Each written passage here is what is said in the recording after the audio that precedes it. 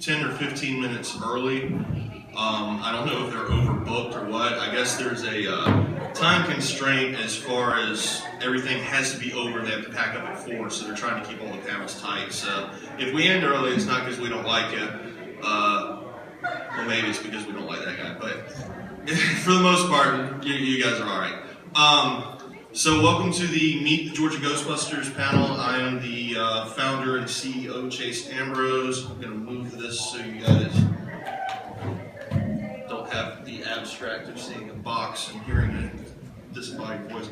I'm Chase Ambrose. Craig Goldberg. Abby Gardner.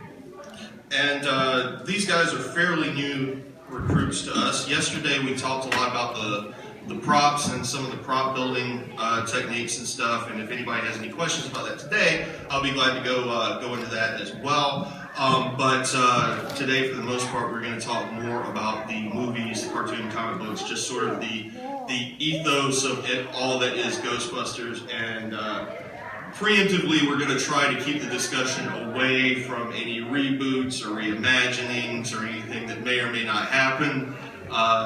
Depending on if you're watching E or listening to the rumor mill on the internet. Partially because those rumors really first started. I think Dan did his first real hardcore interview where he said that production was starting next spring back in 1997 or so. So it's been a pretty regular thing since then. So basically we're kind of the opinion that they're going to do what they're going to do. Doesn't matter what we think anyway, and we'll believe it when we see a trailer. So I don't know. Where do you guys want to start? Ghostbusters. Yeah. Filmation's Ghostbusters was cool. They had a monkey. And We're here to only talk about Filmation's Ghostbusters. I tried to do that yesterday, and most of the crowd was just like, "What?" I had like 4. I don't know the guy's name. The guy with the orange hat. Yeah. I had like 5 of that action figure. Wow, that's a lot. I had family members that kept buying it to me, like Ghostbusters. I'm like, no, I don't know what this is.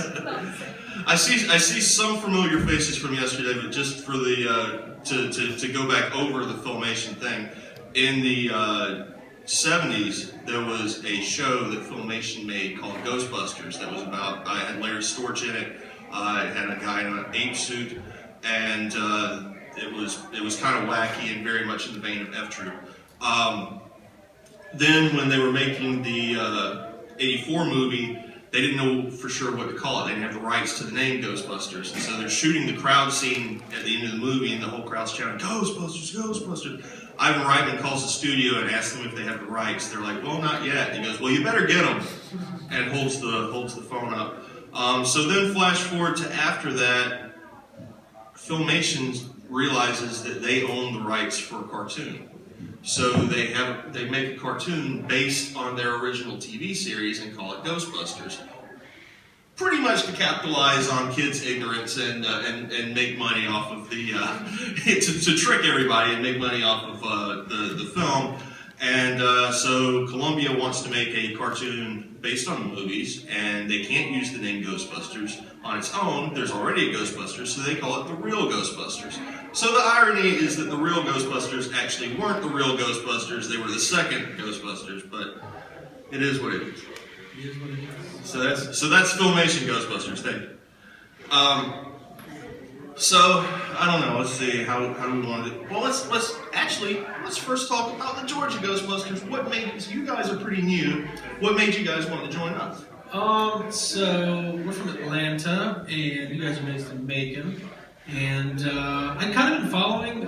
GBfans.com is kind of the go-to source for anything Ghostbusters related, news, fandom, building props, all of that kind of stuff.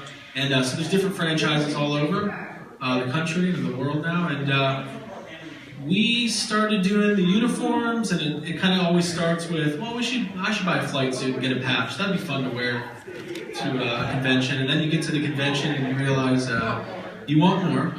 You need more, and everyone's doing a lot better than you are. So it's like, well, we could probably build a proton pack.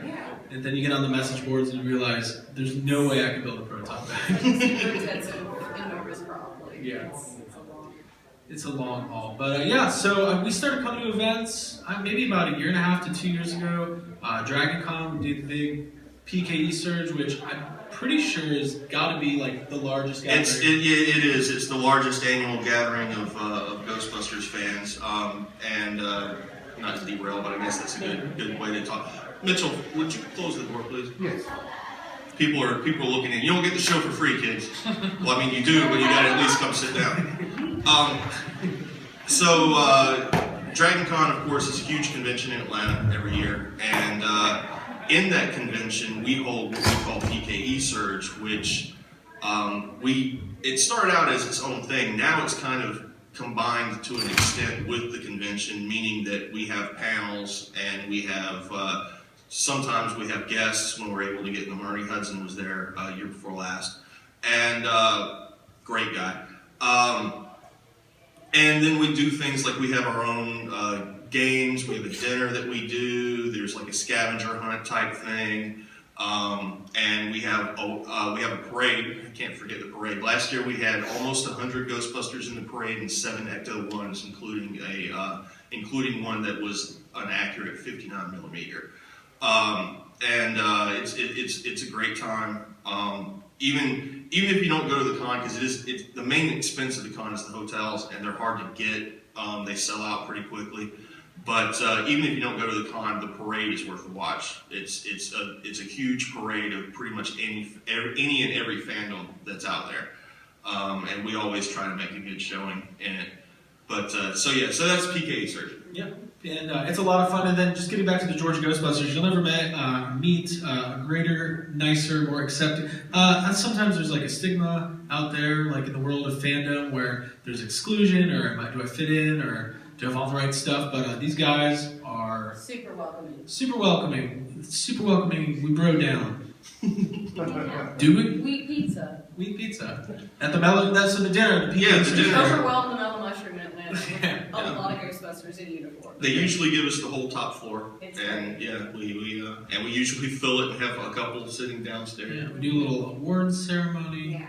And it is a really good time. So if anyone's ever interested in dressing up as a Ghostbuster and hanging out, definitely check out PKE Surge and Dragon. And it brings in Ghostbusters fans from all over the country and all around the world. Last year there was a guy from Australia and a guy from Great Britain who were there. So Chase, do you think you've been doing this for how long has Georgia Ghostbusters been around? we have been around. I want to say we've started about 2001. Okay, Yes. so yeah. Do you feel like Ghostbusters as a franchise or as a fandom, is it growing? Because it seems to get a little bit bigger every year. It does, and the thing that's interesting to me is how many young people Yeah, I was gonna say the same. who are interested in it who weren't born yet. When the movies were out, and how many kids will recognize us. You don't expect kids to come up and be like, "Oh, Ghostbusters, that's cool." A lot of them, and we get kids and old people like to think these are jetpacks. People will come up, "Oh, you guys about to take off?" And we're like, "What? Oh, you think? No, that's not what this is." But yeah, there's a surprising amount of young people that get involved, and it is growing. And I don't know if that goes back to the quality of the films, or the nostalgia of the '80s that's so big right now, or both. But yes, it definitely is growing. It's grown over the years. We started out. This is an example. I just said how many Ghostbusters and vehicles we had in the DragonCon parade. When we first did the DragonCon parade, there were 3 of us. So, and I think that's only been 4 or 5 years that it's grown from 3 people to 107 cars. So, yeah, it's getting on up there. And as far as what you were saying about the exclusion, and this was kind of mentioned yesterday as well, and in no way bashing the 501st because I'm a member, but there are costuming groups who have certain costuming standards. 501st, for example, everything has to be 100% screen accurate or better. You can't have anything, you can't just roll up in. There's a company called Ruby's that makes an over-the-counter stormtrooper costume. that's not acceptable. It has to be made for you. It has to fit you in a certain way and stuff. There's no size requirements or race or anything like that.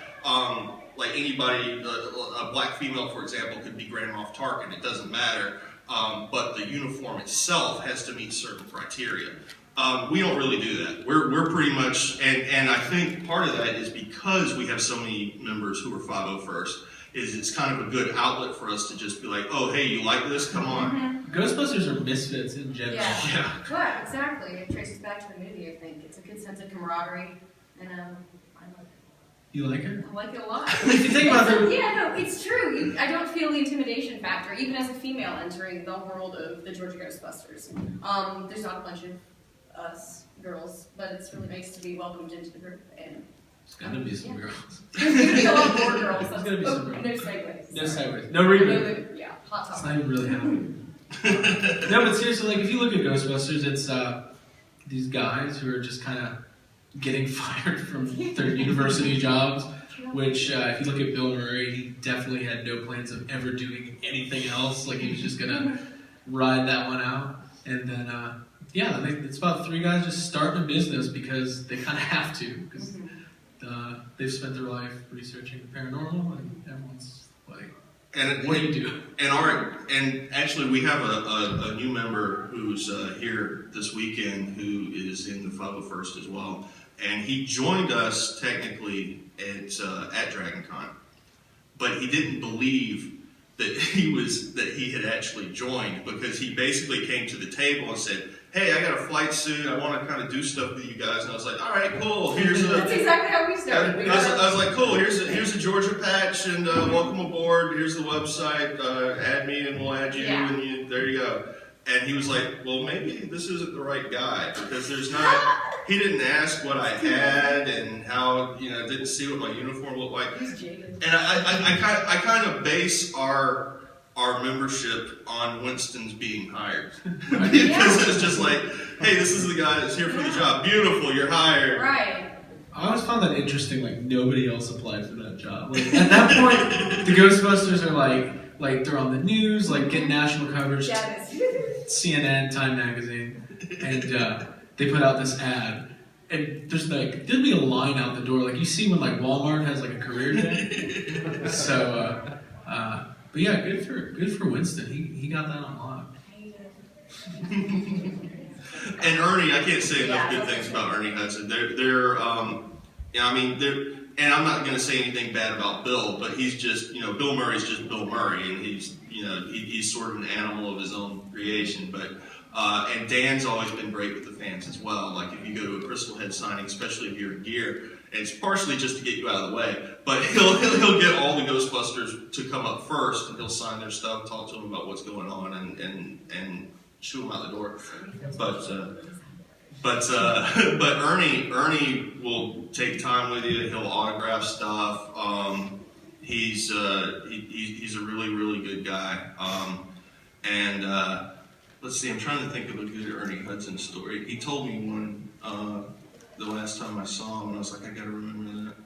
Oh, one of his neighbors is Ray Parker Jr. Lives down the street from him, and he went to Ray's house. And he said that he was super impressed by how large it was. And he was like, "Man, you're doing better than me." And he's thinking, that was just one song.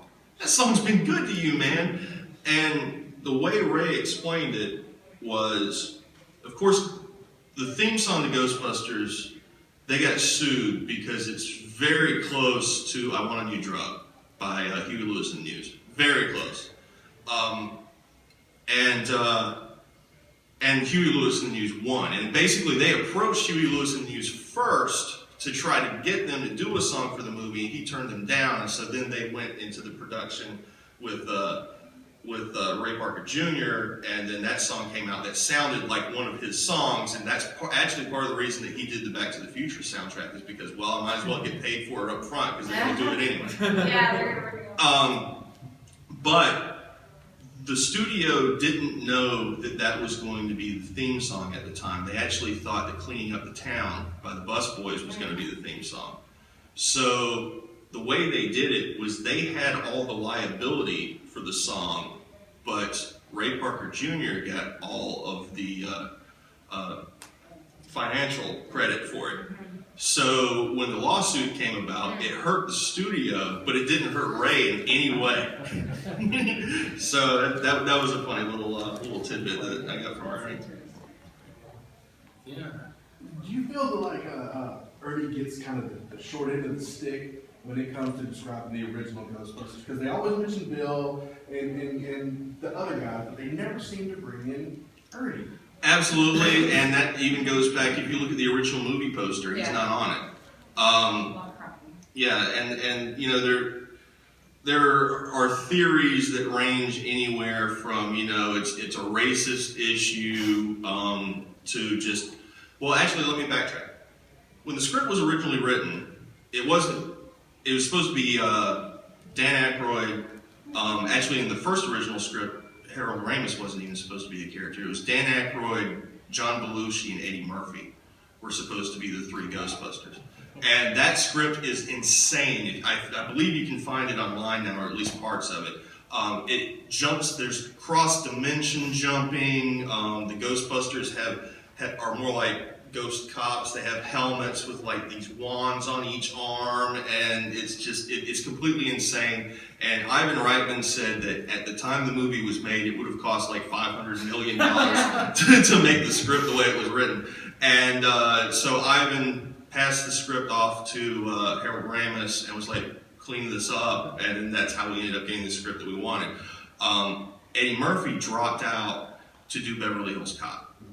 So once that happened, that role got completely changed. And Ernie has even said that when he first read, like, there was a whole backstory for his character. He's supposed to be one of the founding members. He had, I don't remember if it was. I think it was like Air Force. Or yeah. He had a military background and also was a doctor and like all this stuff. And then he gets there and he's just the schlub that gets hired off the street. But there's a lot of heart in his performance, and he really works well as the everyman that relates what these crazy guys are doing.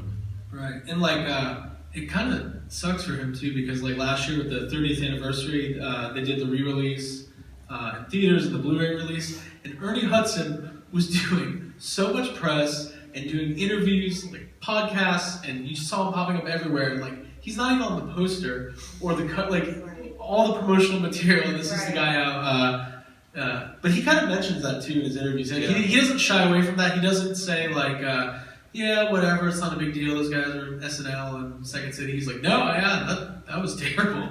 But he kind of had a better role in the second one, or a more advanced role. But even then, you can tell that they still didn't really know what to do with him. And a good example of that is the courtroom scene. And I understand that, you know, they were trying to bring the heart of the three original founders. But of course, the courtroom scene, they're in there in front of the judge. Ernie's there. He tells them, you know, about the judge or whatever, and then he goes and sits down. Ghosts come out, and Ernie and everyone else leaves the room. And there's been some theories about that too, because there were only 3 proton packs, because that's all they had, because they were, you know. But then there's still someone that operate the trap. And then the other theory was like, well, maybe he was helping everyone get to safety, is what it was. But it's a big, you know. So in the first movie, when they're in jail, and he's yelling at the guard and saying, I just met these guys and I need my own lawyer. I think Ernie was like, nope, not going through this again. We got sued. These guys, every time I hang out with these guys, we end up in jail, or I'm getting out of here. There's also a really fun fan theory that the cop in that scene is the guy who played Carl Winslow on Family Matters. And the fan theory is that he's in the scene in Ghostbusters and in Family Matters and in Die Hard, like it's the same guy. And he's in New York and there's ghosts. He's like, man, I'm getting out of here. I want to go to LA. So he goes to LA and then there's terrorists. He's like, man, I got to go to Chicago. This place is crazy. And then there's Urkel. So, which is worse than both combined. It's not worse than ghost terrorists. Take some questions. Yeah. Any other questions? That was a good one. Anyone? How long does it take for you to build a proton pack? Like 20 minutes. That's it? On a long day. Yeah. Well, I just built this one last year, so I was unemployed for like 6 months, and it took me that 6 months to get it done. But you work on it a couple hours a day. It starts with accumulating parts because there's a lot that goes into it. So I started last January, or maybe a little bit before that. You start getting some of the smaller parts. Those come in the mail, then you get increases. Then by the time, a lot of patience. Having a good workspace helps. Being in your living room with like fiberglass dust all over the place, and the cats eating it, using it as a litter box isn't really that great. But I think to build like a fairly screen accurate pack, if you work on it a little bit a day, it's going to take you, I don't know, at least 2 months, 3 months. It depends on the method of construction too. Like most of them now, like this one, that's fiberglass, right? Yeah, this is the gbfans.com. Okay. They have a fiberglass shell, which is kind of your main shell, a good starting point. The main body of it, yeah.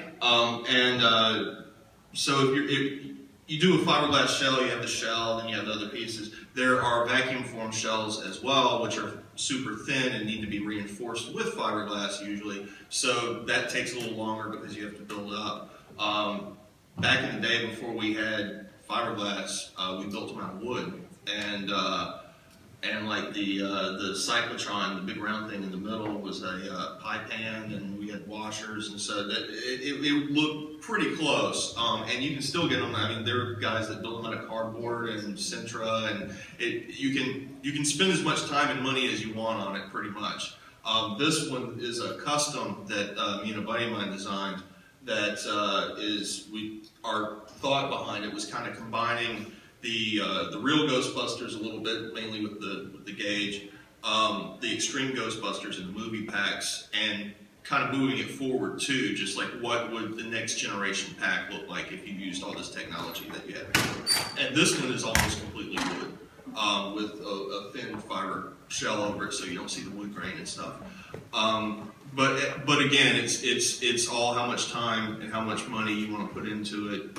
I've seen people use, if like, oh man, there's a Halloween party tomorrow, I got to be a Ghostbuster. You can just break out some Tupperware and glue it together, and there you go. There's a couple threads on the message boards, guys that do like dollar store packs, and when they're painted, they look really good. So yeah, go for it. I was looking at some of these lights on there. Where do you get the electronic parts? Because you got some pretty sophisticated lights. Yeah, so the light kits, there's electronics kits that are kind of available out there. There's several different people that make kits. Once again, this one is the GB Fans kit. It's a pretty much, you don't really have to have any kind of electronic know-how. It's kind of a plug and play. There's a soundboard that all kind of connects into. It's powered by one 12-volt rechargeable battery. Literally, I've never built or put anything together in my life before this. So if you have any kind of know-how or maybe a little bit of patience, you're all probably better at everything than me. Qualified, honestly. If you want to do it. But yeah, so there's kind of like 2 separate kits. They're not that expensive, all things considering, and you just kind of wire them up and a lot of hot glue and. Yeah, but there's more sophisticated kits out there too, and some guys just make everything from scratch, including the electronics kits, and those guys are amazing. Yeah, this one, the lighting, the soundboard is actually the same soundboard that's in there, but all the lights are completely its own thing that was just kind of thrown together. And yeah, like he said, most of the sound kits and light kits that are out there are pretty good. There are some that are based on the video game now, which the video game has a bunch of different crazy lights, and there are different modes that the gun shoots. And when the gun goes through the different modes, like the lights on the cyclotron change color that correspond to each thing. Like for instance, when it shoots slime, the lights are green, and when it shoots like what they call the boson dart, it's orange. So. Sorry, this thing permanently hums.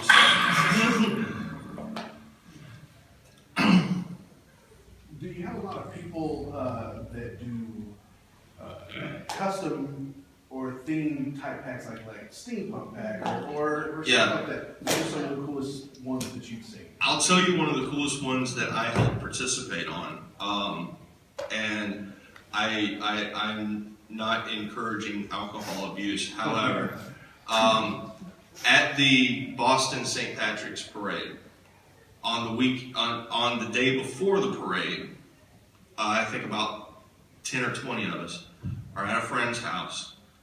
Everybody brought parts with them, and we did a 20-hour build where we built a complete pack in 20 hours, and it was the St. Patrick's pack, and it's green. The ribbon cable is the Irish flag. It has this tube right here. Instead of being a tube, is a beer mug with some acrylic inside that looks like beer with bubbles in it.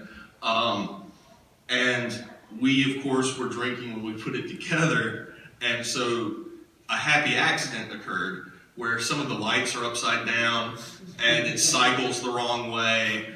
And it ended up working out really well. And it was a really fun time. That same group, they had a junk shell that really couldn't be salvaged.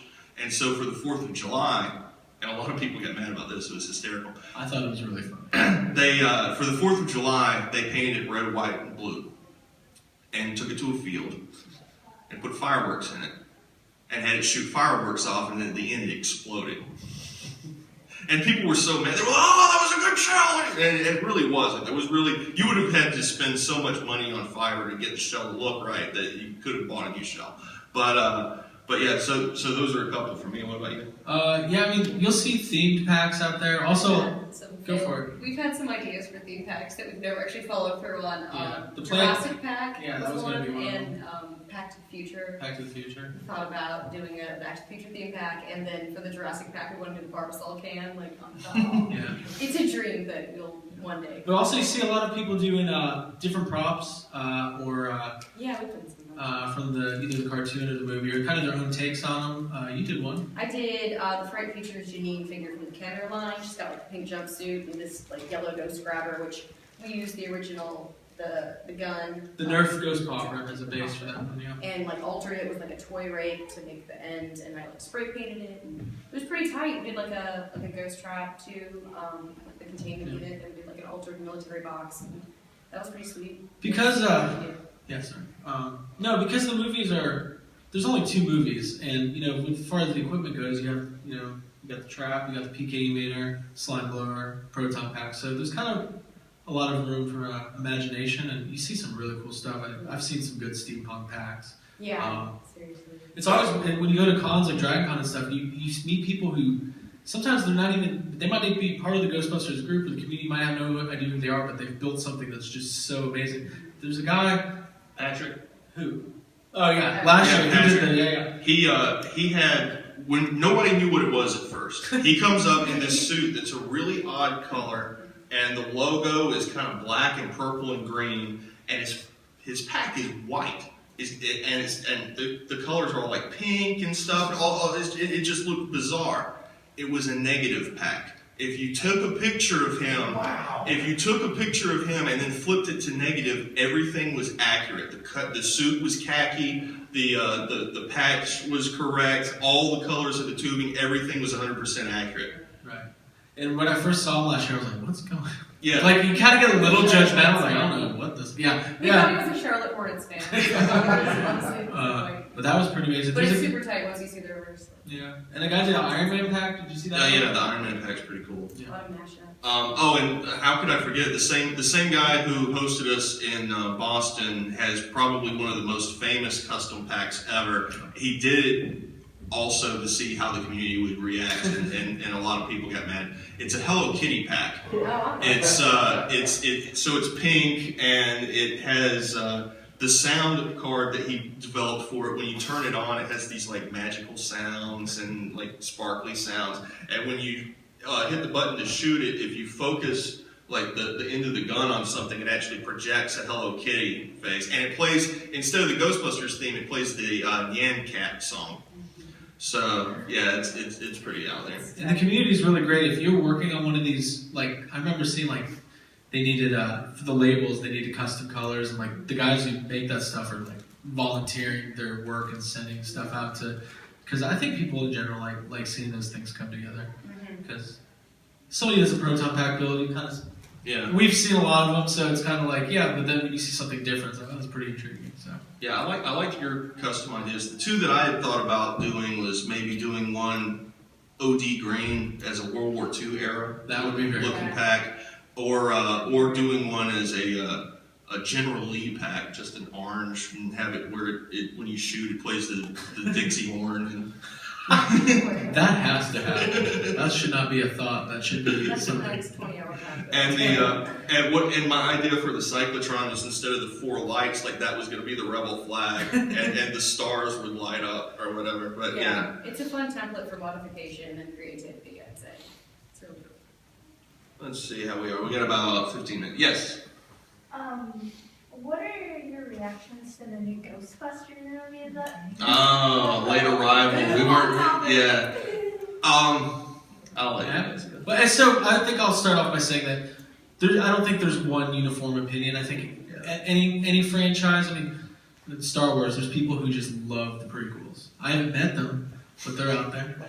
Sorry if I'm offending people. But yeah, go for it. What's your opinion? Personally, I'm a little biased. I'm a big fan of the director of the newest one that's going to come out, all-female cast called I Love Freaks and Geeks. It's like my favorite show. He did that. I'm a big fan of all the actresses that have been chosen. I think they're fabulous. I think they're funny. So coming from that background, I'm a big fan. I'm very excited. I'm a huge proponent. I think it's really liberating to have really funny females up front. I think it's awesome.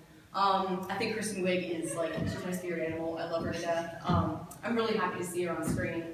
There's lots of more news that's come out since that, which is a little different, introducing other actors that I'm a fan of, Channing Tatum. So Brandon Channing Tatum and Chris Pratt are also making a Ghostbusters movie. It was kind of announced this week. I know this is killing Chase. We'll cover this for 30 seconds. It was announced this week that Sony is planning to launch some sort of connected universe of Ghostbusters movies. They may or may not relate to the old ones. They may or may not star any. I have a feeling we're going to see Dan Aykroyd and Ernie Hudson pop up in these movies, even if nobody asked them to. They're going to be there. I think personally, as a franchise, Ghostbusters is really cool, and if it's going to, hopefully the movies will be great. Like if the movies are good, then it'll be like, hey, if you like them, great. If you want to stick to the originals, great. Some people are really freaking out. Those kind of people, they kind of live on the message boards, and you don't ever see them much in public. I think most, we'll see what happens. But I'm excited personally because I think I saw Ghostbusters 2 in theaters, but I like the idea of seeing a Ghostbusters movie, a new one. Yeah, I saw 1 and 2 because I'm an old fart. I saw both of them in the theater, and that's part of the reason that I'm not hyped up about it. Isn't not because I hold them in such high regard. It's just that there have been rumors that a new movie's coming out since '92, and interviews with Dan saying, "Oh yeah, we're going into production this spring," since '97. So I've heard all this before. So I'm just kind of like, don't get me wrong. The all-female cast doesn't bother me. I don't really care either way. And I actually agree. I think that they chose, as far as the cast goes, I think they chose fantastically with that. But at the same time, I'm just like, I'll believe it when I see it at this point. So, whatever. Last thing on this, the second movie that is in development is supposedly, is what they announced was going to be Channing Tatum is involved. It's going to be written by Drew Pearce, who did Iron Man 3, and directed by the Russo brothers, who did Captain America, Winter Soldier, and they're doing Civil War. So, interesting people, more action-oriented people, not necessarily comedy. So, we'll see. And I'll tell you, for a little further explanation, I think Spider-Man is a great example, because when I was, I think, 5 or 6, the news hit that we were getting a Spider-Man movie that year. And then the next year, the news hit that it had been delayed and we're getting a Spider-Man movie. You got a Fantastic Four movie. And then never came out. But. Oh wow, I have it on DVD, the Corman one. Yeah, it's better. It's better than what Hollywood made. So for years, every year or two, there was going to be a Spider-Man movie, and it would be, and this is who's going to be in it, and it never happened until finally it did.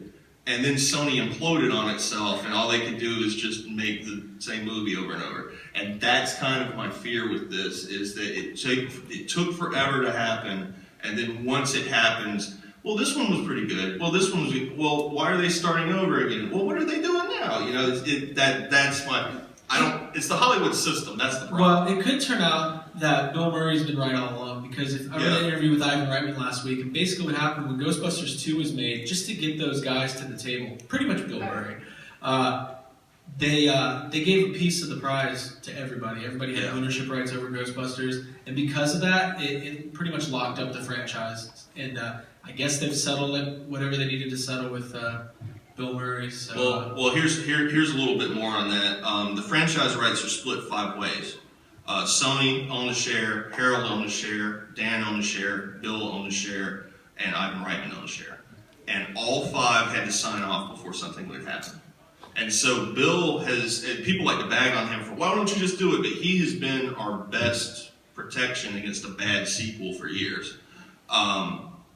But Sony now has 2 shares because Harold's rights reverted to them after his death. And now, since they're like, oh, let's completely go in a different direction, Bill's like, all right, whatever, I'm fine with it. Dan's been chomping at the bit to do it forever. He doesn't care what comes out. He wants to still call it Ghostbusters 2000. We have to tell him. He does. That was 15 years ago. And yet another example of why I'm hesitant is Blues Brothers 2000. A lot of people don't realize Blues Brothers 2000 had a prequel called Blues Brothers. So that's kind of interesting. And that's also why, to an extent, I'm more happy that they are doing the complete reboot as opposed to trying to keep it in the same continuity. Because, like with Blues Brothers 2000, you have a key component that's no longer there. Exactly. And you're going to have to make up things to fill in around it. And It's painfully obvious. yeah. And as much as I love Dan and him writing a script without Harold, especially knowing that first script and how crazy it was, just terrifies me. Right. One thing that's funny about Dan, you hear when people ask him about a third Ghostbusters, he's always like, well, I've written 5 scripts, but he never mentions any of the other people who've written, like, the 2 guys from The Office who wrote a couple scripts for Ghostbusters 3, Ethan Cohen, and then he was talking about the Paul Feig script on Howard Stern, and he's like, well, it's a great script, but we're going to make it better. I'm like, I wonder if Paul Feig knows about that. I wonder if, Dan's great, though. He's great, but he's so enthusiastic to the point it's like, whoa, I don't know, like if you see him in a sign, he's like, oh, hey, Ghostbuster guys, oh, that's great. You know, we're going into production in the spring. This was like 2008. You know, we're going into production in the spring on the new movie. You guys are going to be in it too. We're going to do all the franchises. All the franchises are going to be in it. Give me your card. I'm going to give you a call and you're going to be in it. And we were talking about this earlier. Like, watch in like a few months, Dan calls like, oh, hey, I don't know if you remember me. My name's Dan Aykroyd. I was going to see if you wanted to be in the movie. So yeah, I don't know. We'll see what happens. All right, we got about 5 or 6 more minutes. Anybody else got a question? We may have time for both of these. It depends on who builds it, how it's built, what it's made of, all that sort of thing. The wooden packs are typically heavier than the fiberglass. The vacuum form are usually lighter at all. They range anywhere between 15 pounds all the way to like the slime blowers. The guy that was here yesterday with the slime blower, it's like 70 pounds, which is why he didn't wear it very long. Mine's about 35 pounds, but yeah. Do you think in the new Ghostbusters movie that's coming out, they'll make like a different design for the Ghostbuster packs, or they'll make like new weapons? what do you think? I think it's exciting to think about. I like to think about what the new designs are going to be, so I'm eager to see photos leaked from the I would imagine they'll redesign them, which I don't have a problem with. I just hope that they keep, well, kind of like what we did. I hope that they keep the theme of this was cobbled together by a scientist in his shop, as opposed to like making them look like iPods or something, where they're all white that and would be sleek. terrible. And, I hope they're not tiny and sleek and light-sized. As long as they. How many gigs is your proton pack? Yeah, I don't know if you've ever seen. There's actually a car commercial, and I always mispronounce it. It's Citroen. The Japanese one? No. It's a German company. It's like Citroen or Citroen or whatever. But anyway, there are these guys that are in one of their cars, and there's a big monster that's made up of just random junk walking down the street. and they get out and they have white packs that look like iPads, and it's playing like a punk version of the Ghostbusters theme. They shoot the monster and all the parts fly into the back of the thing that's advertising how much space the car has or whatever. But yeah, those packs, I mean, I have nightmares about them. Yeah. Not really, but that's my worst case scenario for the new Gears, something like that. Yeah, they kind of look like those white PlayStation 4s. Yeah, they look like the old Apple computers that were like all in one type deals. I think it'll be probably not too dissimilar. I think they'll use the logo. Well, they'll definitely use the logo. Yeah. Probably the Right, song. that's gonna stay the same. Car? I don't know if we're going to see a 59. Probably, yeah. I doubt we'll see a 59. Yeah, but yeah, it's exciting. Well, and that's another thing that a lot of people complain about is he said that it's gonna be a much darker film. It's not gonna be the same plot. It's not gonna be similar other than having 4 people. And so the argument is, why call it Ghostbusters? Chappie, the movie that's out now, Chappie, is Short Circuit. Chappie is a remake of Short Circuit, but it's so far away from Short Circuit that they didn't call it Short Circuit. And that's kind of the thing. If you do a reboot, that's fine. But if you do a reboot and you stray super far from the source material, then maybe you should rethink, because then it's just a cash in. But we'll see what we get. Who knows? We don't know. Or if we get anything. Next year we're like, it was. I won't even watch the original. It was so good. It was so good. I cried. I laughed. I don't think Stay Puft's gonna be. Harold Ramis came back from the dead and apologized for the first 2 movies. He did. That's how good it was. That's how good this reboot was. So I hope it's not like this is getting weird, but we don't want no CGI Egon. Remember the one? Remember the Terminator, Salvation, where there's like CGI Arnold, or the one with Christian Bale, and it was just like. Oh, and some people had actually suggested that too, that they have Harold Ramis as a ghost in the movie. Oh, that's Yeah, which is terrible, and in terrible taste, even for me, and that's saying a lot. yeah. Right. Yeah. All right, well, that's a good note to end. Guys. Thank you guys so much for coming out. Enjoy the rest of your time at AthCon. Oh, and if you want information on the Georgia Ghostbusters, just look us up on Facebook. It's Georgia Ghostbusters.